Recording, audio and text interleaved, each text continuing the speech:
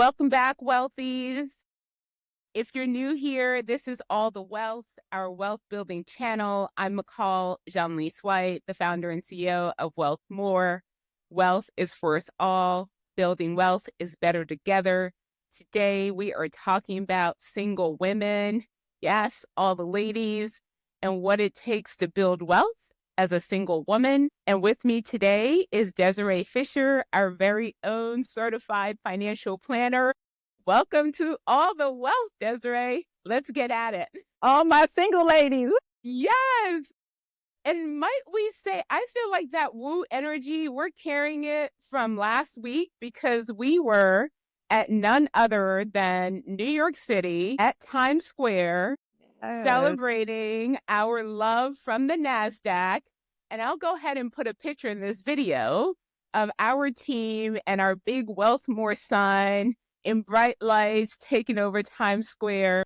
So guys, this mission of making wealth for us all and community is certainly resonating. We're getting all the love, which is great, but we'd rather get all the love from you. And today we're chatting about single ladies. Let's get at it. Yes. So Desiree, tell us, what is the state of single women? Well, I think the state of single women is amazing. And let me just say, single, as defined by the census means you're not married, right? So when they are collecting data, they consider single to be you're not married. But single could also mean you have a partner, but maybe you haven't combined finances. So for all intents and purposes, you are a household of one, right? Unless you have children. So to me, I think the state of single women is great. To be perfectly frank, the demographics are shifting. We're seeing that the number of singles in this country is growing for various reasons. And with that comes challenges, but also opportunities. So, I think for us out there, I am a single woman. I have a partner, but at the end of the day, it's me and my cat, and I'm proud of that. And so, yes, I think it's a wonderful, right existence. It's also, the numbers clearly show that more women are single for longer. Many women are choosing to remain single. And there's a certain amount of empowerment that comes with that. When I think of previous generations or even women in my own family who were married early, some of which became single early as well through loss or divorce, for many of them, it was at that later stage in life that they were owning their financial future. And for many of them, it came as like a blow, a shock. Like, I remember ladies in my church who had never written a check, who didn't have a bank account, who had no established credit, and found themselves in a situation of sadly losing a spouse early, or finding themselves in a situation of being divorced and frankly being thrown into the deep end.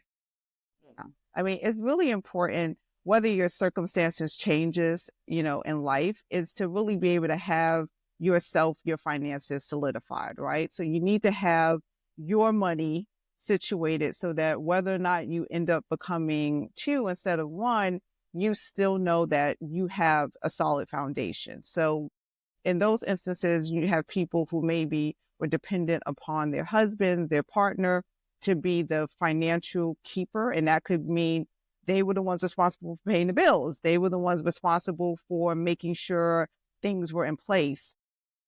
When you become one, now you're like, I don't know where any of this stuff is housed. I don't know where the joint bank account is. I've never paid a bill. You don't want to be in that situation, right? Especially if you make the money. If you make your money, you should know where your money is going, and you should have an active voice and participation in where that money goes. Yeah. And clearly the stats show that women are owning more of their financial wherewithal, more of their sort of control over their financial destiny. We see more women owning homes on their own. We know women live longer, so we certainly need to have more when we get ready for retirement. But when it comes to investing, what would be your advice to single women? I say with single women, start early, right? Because we do tend to live longer. And unfortunately, we also make less than our male counterparts. So it's important to start as early as possible, right? Understanding investing. It is not that scary. And I think I say that because I talk to women and they're just like, there's no way I can do this. This is just too overwhelming. And I'm like, that is what the industry has designed. They want you to feel like it's so overwhelming that you can't possibly understand it. Yeah. So just give me complete control. And the reality is, it's not that complicated. It can be relatively simplified, but I would say start early. And Yeah. education is key, right? The more you know, the more you feel confident about the decisions you're making. So that would be my number one advice. And Yeah. my second one is, it's never too late. So it doesn't matter if you're in your 30s, 40s, 50s. It's never too late to learn more and do more. So Yeah. start where you're at right now. Come to Wealthmore. We have the community, right? We have a communities set up to help you, motivate you. And you have people like me that are there to help you personalize your plan. So Yes. I say start today. That would be my Yes. number one advice. If you haven't started, start Yes. today.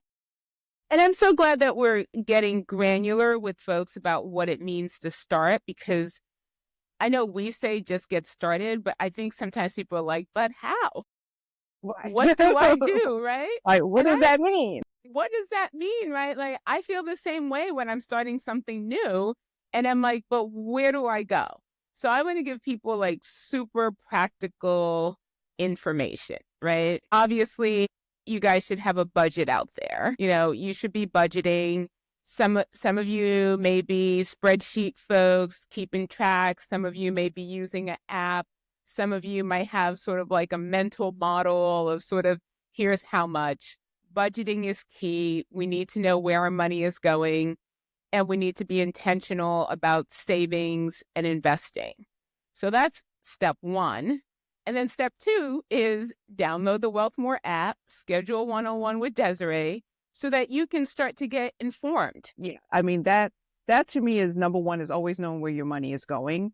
And I would say when it comes to budgeting, to me, the key is always make sure that things are allocated first to pay yourself first, right? So Yes. make sure that you automatically have everything contributed when it comes to your savings. So immediately that money is, anytime you get paid, 10% is going directly into savings, right? So you Yes. don't have to think about it. The more you automate, the more you go ahead and do those things up front, the better. Waiting until the end of the month to try to see what's left over is never a good approach, right? Because you usually find Yes. yourself spending everything. So start off with allocating those funds at the beginning. You don't have to think about it because you know you've already done it. And whatever is left over is what you have for your living expenses. Yes. I like to say it's the way the government handles us, right? They don't allow us to pay the taxes after we get our paycheck. They take the taxes right up front. right away because they know. Yes, they do. The government does not want to wait to get paid. Because they know that we may find another way to spend that money. And I want you guys to have that same discipline, right? Just like the government ensures that it is taking what it needs, you guys should be taking that money off the top so that you can build the wealth and you can feel empowered that you have a plan, that you are doing this. When I think back to my own financial journey, the best advice I got was to take the time to set up my 401k, to have money that was automatically going into, back then I had an E-Trade account because I couldn't afford any advice, right? But I had money that I was setting aside like every month to invest and build an equity portfolio. And I never missed it. I never missed it because it was like happening automatically. And you get into that routine, that habit forming that just really helps you just stay on track, right? It's no different than, I say building wealth is a lifestyle. It's no different than if you're like, hey, I'm going to eat a salad every day. You just have to make it part of your routine. Exactly. And I think you start off by just making sure you have money set aside in savings, because that just creates the habit. So once you kind of have that habit in place and you don't miss it, then you're not going to miss maybe the next 10% that goes to investing, right? So it's about, like you said, creating that habit of investing in yourself, because ultimately that's what you're doing, right? You're Yes. investing in yourself. So just like going to school to get higher education, you're investing in yourself, investing in your future, your career. Yes. It's the same approach. Now, Desiree, I know a lot of folks have been told to just buy the S&P 500. We did an episode with our head of portfolio strategy at debunking that. But not everyone may have watched that. And I think it's super important for folks to hear it from you also as a certified financial planner, the importance of a diversified portfolio so that once you start investing, you understand how investing works and what your portfolio should be doing for you. I would say if you're just starting out, it might make sense to maybe invest in the total stock market. And that's going to invest in all of the US based companies, which is like I think over 4,000, right? So if you're just a person who's like, I know nothing at all, that's just kind of at least a way to invest in the market itself. And Yeah. then you can get, a little bit more detailed. And I say that because sometimes it becomes like information overload. Like, oh my God, there's so many options. But that's just sort of a quick entry into the stock market. And then you can start assessing your risk tolerance with that, right? Because the market is risky. It's an investment. There's volatility. Things happen. But over the long haul, statistics, everything has shown that over the long haul, investing is going to always pan out versus any other alternative, right? So start maybe with the total stock market index, and then you can look at international. Then you can look at getting a little Yes. bit more granular in terms of what you're investing in. But that at least gives you some level of diversity versus the S&P 500, which is only looking at the top 500, right? So Yeah. if you think there's over 4,000 companies out there, if you're only looking at 500, of course, that is a much smaller kind of group. Absolutely. That volatility is going to probably be much more, and it may not necessarily be diversified, right? So Yes. that would be kind of my first kind of tip if you're just getting started and Yeah. dipping your to the investing Yes. investing platform of life, right? So just kind of start there. Yeah. And only if you feel like you are determined to try this on your own, because if you come to Wealth More, we've made it incredibly accessible for people to invest here.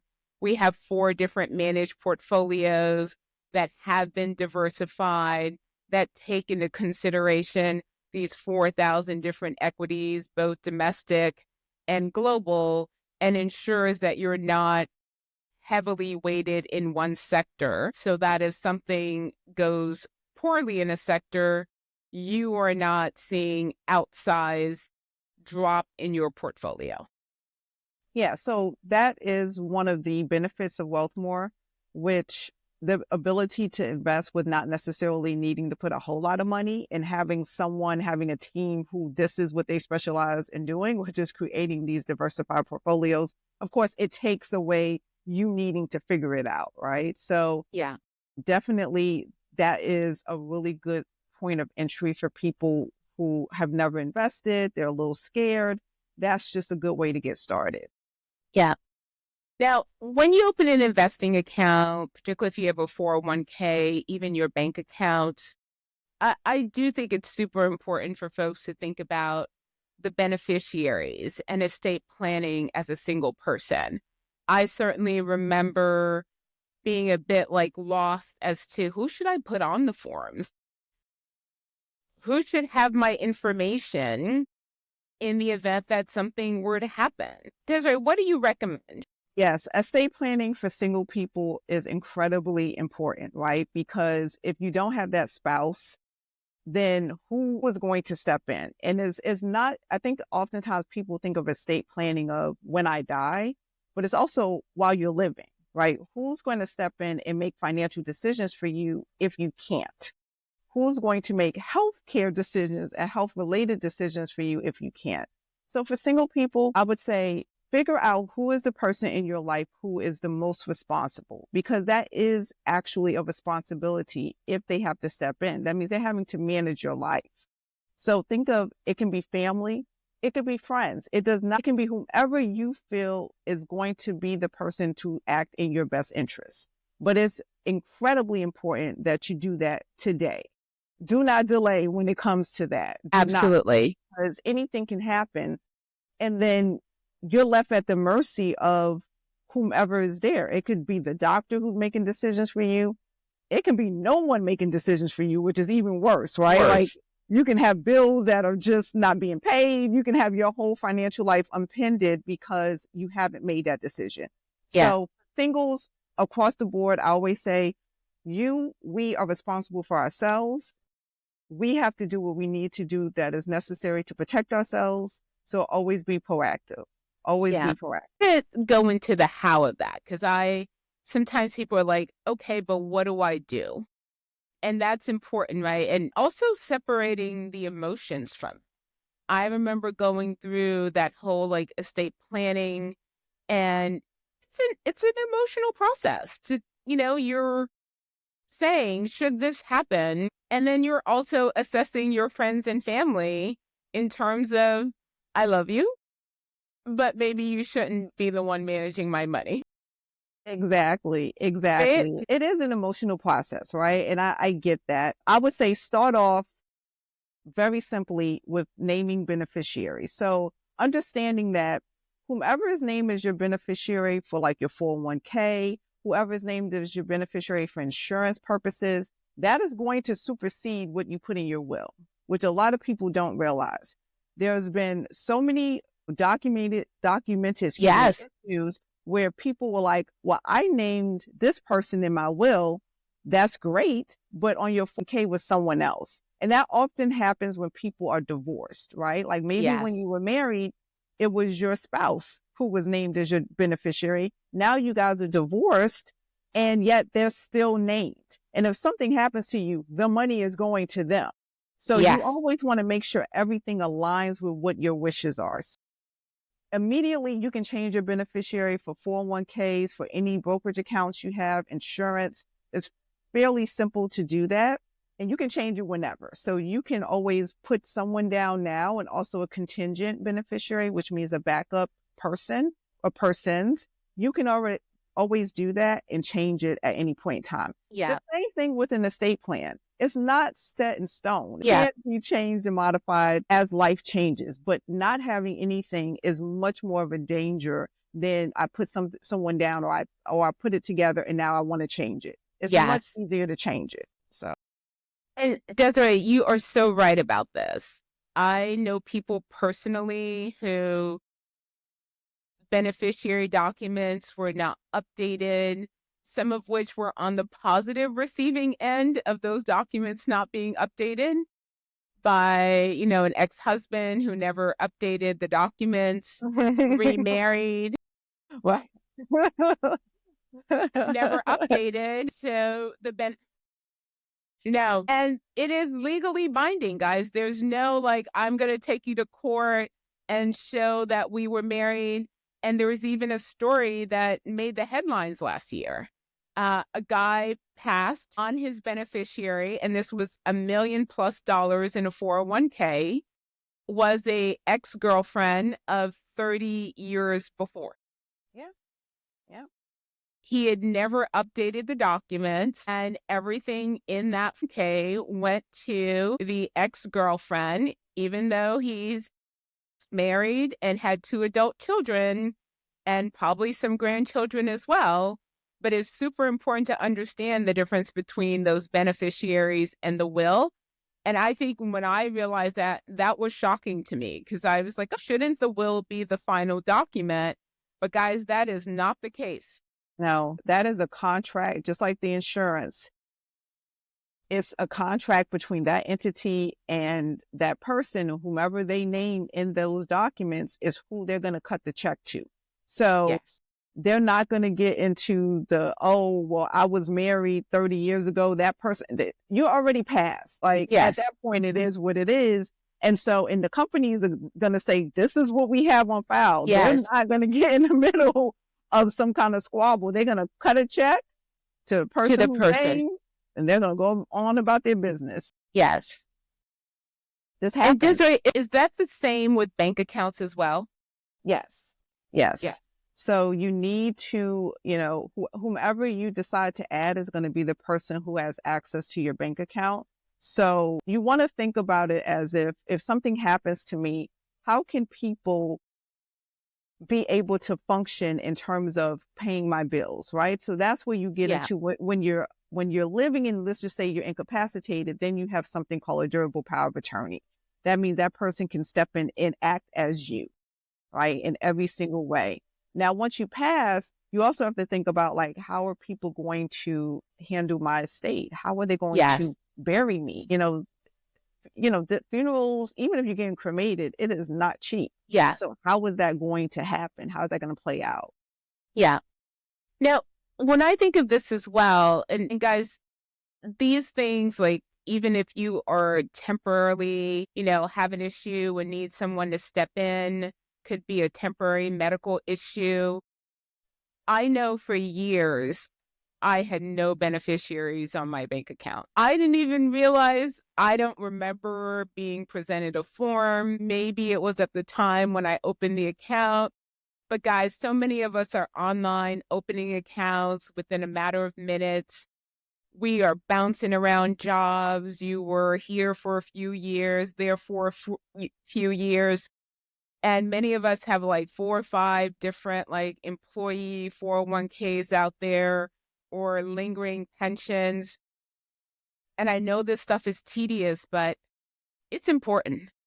It's important that if you need to dedicate an afternoon to just going through the list and making sure things are in order, making sure those documents reflect your wishes, your intentions, it's incredibly important. Incredibly important. Yeah. And also really looking at consolidating accounts, right? Having 10 accounts out there, if something happens, is the person who's going to step in, whether it's because you've been incapacitated or you have passed, who's going to manage all of that? That becomes such a process of having to deal with 10 different accounts and figuring out where they're located, Yeah. which is another big thing. So when you're talking about doing your estate plan, make sure you have a document that lays out where everything is. If you haven't already communicated that to whomever's going to be your executor. So incredibly important. I know I went through it when my father passed. Luckily, he was my first person when it came to finances. Everything I learned about money came from him, and he was an open book. So it made it very easy. Well, I'm not going to say it made it very easy. It made it easy because I knew where things were located, but the process was still a process. Yeah. But if I didn't know anything and I'm trying to find out where this is and that is, forget about it. It's overwhelming. It's very much overwhelming. Yeah. Desiree, I want to talk a little about women and just habituating and getting over that fear of investing. There's plenty of data that shows that we invest less than men. When we do invest, though, we're really good at it. But we tend to invest less than men, and we may not invest as frequently. How do we get over the fear? How do we get over I know there's a fear part, and then once we get people there, getting that habit forming. I believe community is a big way of doing that, but how do we get, women just normalizing, just talking about money, investing? Like, I hear men talking about this stuff all the time, and I know there's history, there's culture around it, but how do we get women talking about money? Like, just having fun with it too. Right. Yeah, I think a lot of it is historical, right? Because let's be perfectly frank, if you think about it, it's only been within the last maybe few decades when a woman could have her own account, right? Yes. without needing the husband to actually say, you can have this account. Yes. So, or even have your own credit. So it's not, I know people think like, oh, this has been the case for generations, and it really Not at hasn't, all. right? So with that being said, of course, it's going to make people feel a little bit more timid, especially if in your family, money was never discussed. Yeah. So that means, okay, I know this is important, but it was never discussed. Or maybe if it was discussed, it came from a place of fear. It came from a place of lack. So people don't realize how much your childhood does impact how you function in life as an adult. I think really is these types of forums. I think people now are getting more comfortable talking about money because it's seen as normal. It's not it's a taboo topic. But if you're somebody who really is like, I still have a fear, community is incredibly important, because when you see people like you doing the thing you want to do, it's probably going to push you to do it, right? It's going to motivate you to do it because you see somebody who's just like you. You're not just, looking at someone talking about money, but they're not like you. They don't come from your background. Nothing about them relates to you. So having community, meeting with people who look like you, financial planners who do this work and who understand your needs and your background, that's where the fear starts to subside. But I just think it's very difficult because of the cultural reasons and just how we have lived and functioned as a society, that, I understand why women oftentimes are a little afraid. Yeah. But at the end of the day, we do wonderful as investors. We are typically much less emotional. I know people think that women are so emotional. Honestly, we're not. We're not compared to others. Trust me. So we are more diligent. We are more patient. Yeah. We understand we don't have to make, knee-jerk reactions just because something is happening in the market.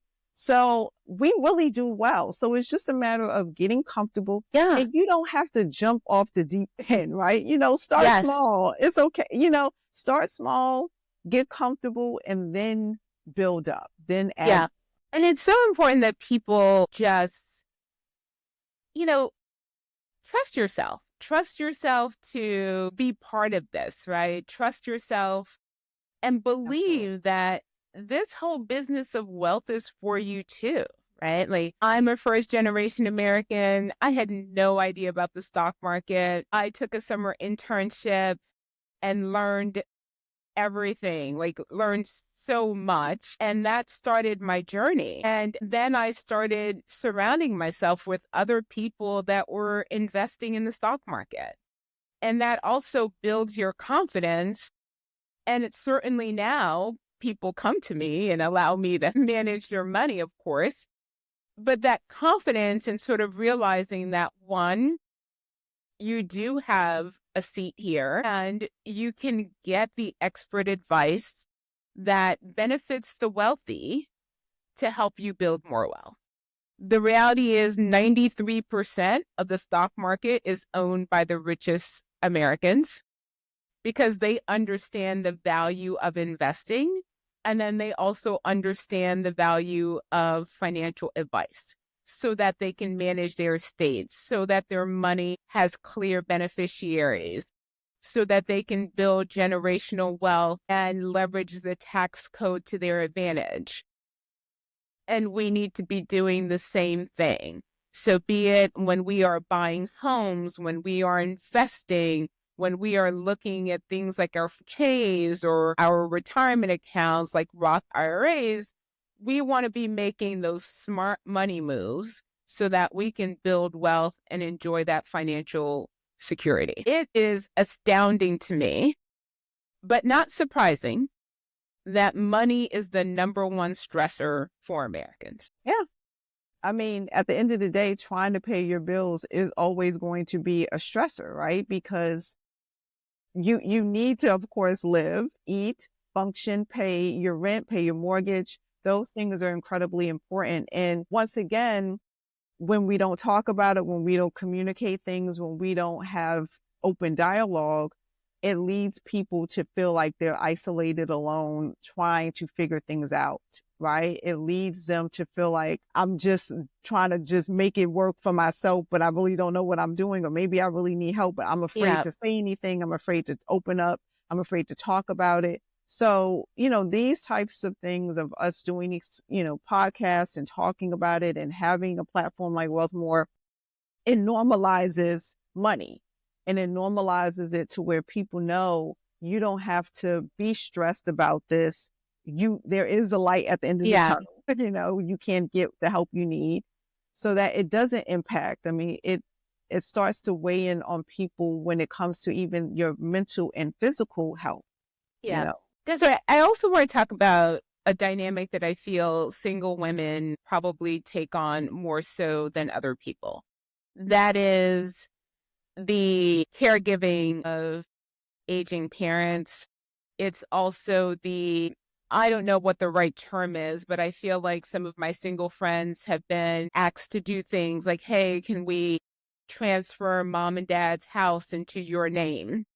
Can we? And I don't know if I want to hear your take on these things because sometimes it is viewed as, well, oh, the single person, we should be able to lean on their financial structure or have them be the owner, beneficiary, overseer because there's not another person to complicate the matter, if you will.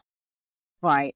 Yeah. I mean, look, I was a primary caregiver for my father. I'm also an only child. So, that became an incredibly, it was a challenging time, but it was also a wonderful time at the same, at the same token. However, this is why it's so important for singles to really make sure you have your financial house in order. Because what we're finding is, especially female caregivers, we're already not being paid as much. And then oftentimes we're leaving the workplace to serve as a caregiver.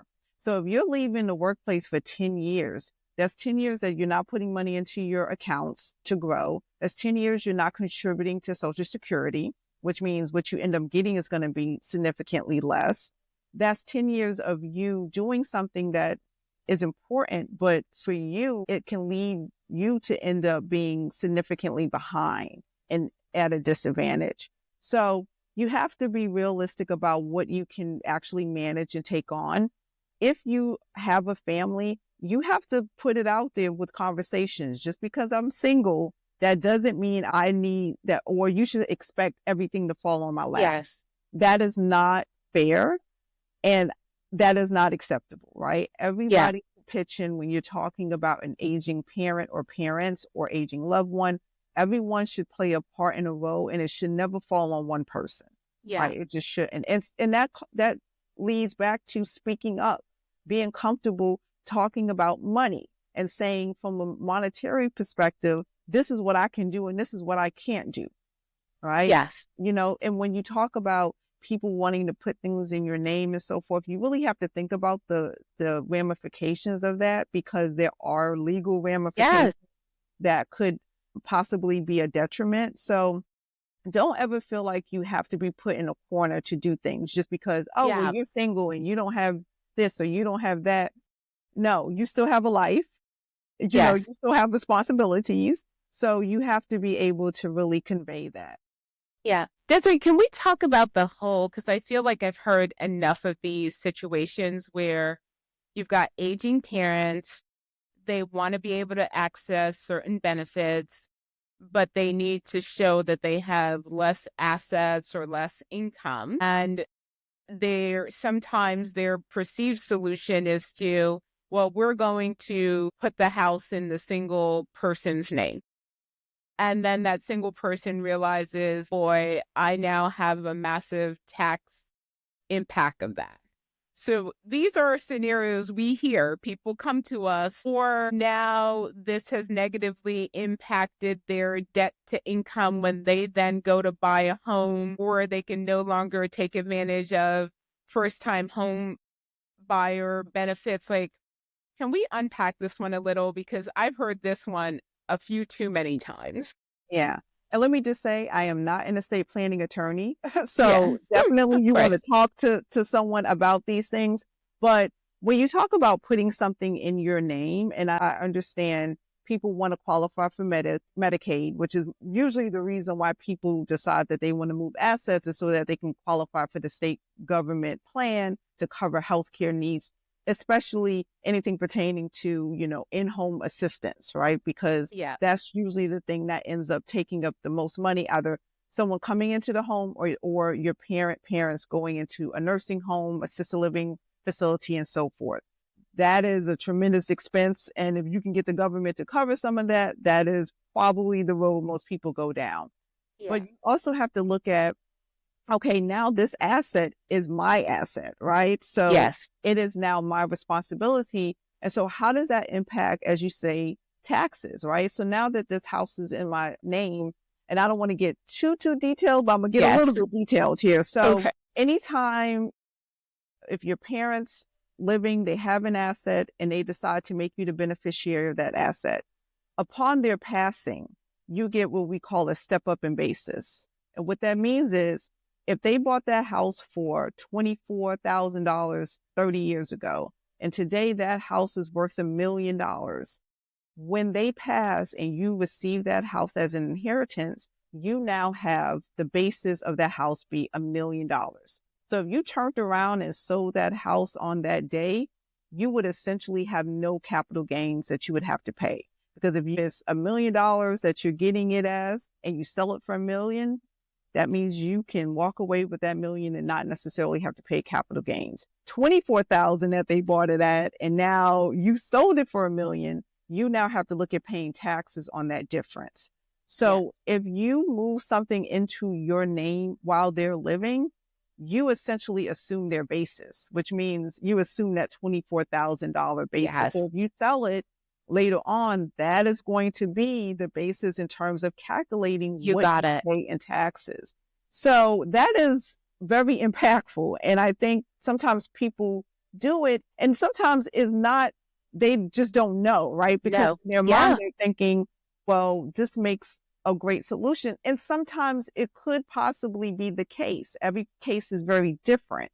But you want to just make sure you understand how that can affect you later on when you go to dispose of this asset. And now you're looking at a huge tax bill and you're like, Yes. well, where did this come from? Like, what are you talking about? Well, this is a reason. You got it. And while we're talking about home ownership, because I think this is a pretty important one, that step basis, right? And you'll keep me honest here, but most people do not keep all of the receipts of all of the improvements they've made over their home over time. And that helps to reduce that step basis, correct? Well, it helps to, so if you have put money into a house, that actually is going to increase the basis, right? So that then becomes your adjusted basis. So exactly, that's what clearly for 30 years, right? If you've owned a property for 30 years, you clearly have done work on the property. You got it. Like, yes. So you're right. Nobody ever remembers. Remember 20 years ago, we put a brand new roof that cost us $1,000 on this house. Remember we did X, Y. Most people do not. And once again, we don't communicate these things to our children, to our family or anything. We just do it. So how do I know all of the things that mom and dad have done to this property for the 30 years they've owned it? You have no clue, right? So then you're then once again, if they say, hey, put this house in your name, all you know is, I know they bought it for $24,000. That's the only documentation I'm seeing, but you don't know over the course of time, maybe they put $100,000 into that. So now your basis becomes $124,000. But if you don't know that and they didn't keep track of it and it's not documented anywhere, how do you know? And I want to bring this back to our first point about single people, also single women being more active in home ownership, because you should be doing that even for your own home. Absolutely. Right? Most people don't know this, Desiree. No, I know most people don't, and part of it is just, unfortunately, we purchase a home. We're happy about the home. A lot of times tax professionals, unfortunately, don't convey these things to people when they're filing their taxes, that you want to keep this documented, because when you go to sell your home, so if you decide to sell it, there's always an exclusion. So you do get a certain amount that's excluded from capital gains. If you're single, it's $250,000. If you're married, it's $500,000, which means that is excluded. If the gain is less than that, you're good. You don't have to worry about paying any taxes. But let's just say it's more than that. Let's say your property has tripled in value. Yes. Then all of those things that you have done to that property is going to matter, because that can help you in terms of what you have to pay in taxes. Yeah. But once again, you have to document this. And, you can scan anytime you get work done that is improving the property. Make sure you keep receipts, scan the documents, keep it in a folder called house. So, any property, any home improvements is all stored there. I want to double click on this one, because this one, I felt like my tax accountant did not explain that to me, right? And it was actually haphazard. And again, this is why community matters and talking to other people matters. It was actually a friend, older couple, who were selling their home that they had lived in for 30 years. And they were going through like the headache of trying to find all the documents. And they have been pretty good about keeping everything in a folder.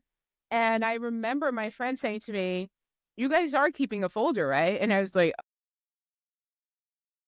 What exactly? What do you mean? I mean, these are the documents when we bought the house. yes. But, we, like most people, right? You buy a home. Many of us bought a starter home, and you change windows, and maybe you put in new plumbing, you painted. Renos are huge. Even the DIY stuff that you do, you should be keeping track of. Now, every single receipt I shove in that folder. Right, right. And anything that's basically more capital expenses. So that means the big ticket items, right? You have your regular wear and tear, but this is really like, we replaced all the windows because there was an issue. That's a big ticket item, right? And you want to make sure that you're adjusting the basis of those improvements so that when you do sell, it's you got it. And you have that documentation for the IRS if they ever ask. You got it. And honestly, I feel like when people are into real estate investing, they get that. And it's lost on folks. Like, we don't get that knowledge from a home ownership perspective. I'm going to tell you, huge. Not always. Not always. Wow. I have a lot of clients who own a lot of properties. They do a horrible job keeping track of things. And you would think you're a real estate investor, but once again, it comes back to knowledge and someone telling you something. And a lot of times we assume that people know things because they own these properties. They don't understand depreciation. They don't understand that you have to make sure those things are itemized for each property, and you have to have that backup. Believe it or not, it's a lot of people, even in real estate investing, that don't have a clue, and they're literally leaving dollars on the table. This goes back to our point that building wealth is a lifestyle. And just like any other lifestyle, you have to be informed. You have to be committed to it. So committed to like getting the tax advantages, because why wouldn't you? It could be $20, $30, $50, $100,000 of wealth that could stay with you versus going to the tax man simply by coming up with the system to keep track of this stuff. Yeah. Yeah. And that's so important. It's coming up with a system. And that's why I go back to automating, right? Having automation, creating a habit. When you do that, then you understand how systems work, and it makes it less scary for you, because you understand, like, I have a way of doing something, and the way that I'm doing it is benefiting me. And then that expands to other areas. All right. We got a little bit of a technical issue, but we're back. So Desiree, as we think about sort of like, the top 3 things that we want single women to walk away with, what would be the top 3 things that you want to make sure single women who are listening, that they walk away with and start implementing today? Well, the number one thing is you can do it. You're absolutely capable. Everything, you know everything. You have the capacity to learn, and you should invest in yourself a lot more. So number one is knowing I can do it. I can handle it. I'm capable. I know I may need guidance and help, but I can do it. Number 2 is really starting today. You can go on the Wealthmore app, join the community. It's free. So there's no financial, money you have to shell out Yeah. just to get started, and have the ability to talk to people like me and others who this is what we do every day. Yeah. So that's number two. And number three is, if you need that additional help, it kind of links back to number one. Don't be afraid to ask. Don't be afraid to schedule that Yeah. appointment with someone who can really be the person there to guide you, right? So know that you can do it. Start very easily with, Wealthmore. Going on to the app is very simple. And three, if you need that additional guidance, know that there are people there who can help you. Absolutely.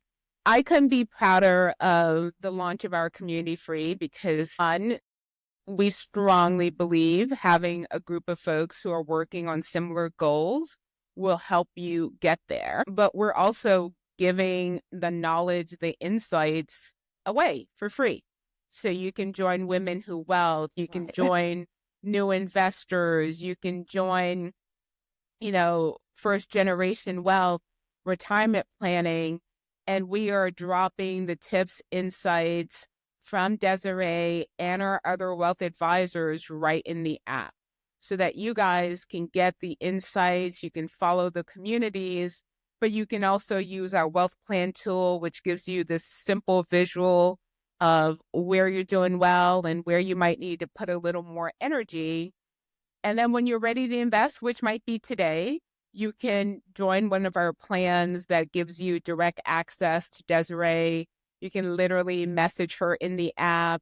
You can schedule a one-on-one. I love the messenger because some of us, you just see something and you just need a quick question answered, and you can just drop the message or schedule a one-on-one. I'm a believer in a quarterly check-in. Things happen. Sometimes you just forget things. We're all super busy. That quarterly check-in keeps us on track. And of course, we have these fun little challenges and activities in the app so that you can habituate it, so that you can start investing and stick with it. That discipline is what will help you build that wealth and frankly, give you the peace of mind. Like, I don't want anyone out there going to bed every night stressed about money. That cannot be good for your quality of life. Agreed. Agreed. So, knowing that you can do this, honestly, that's half the battle. It's just knowing you Yes. can and Yes. knowing that you're capable.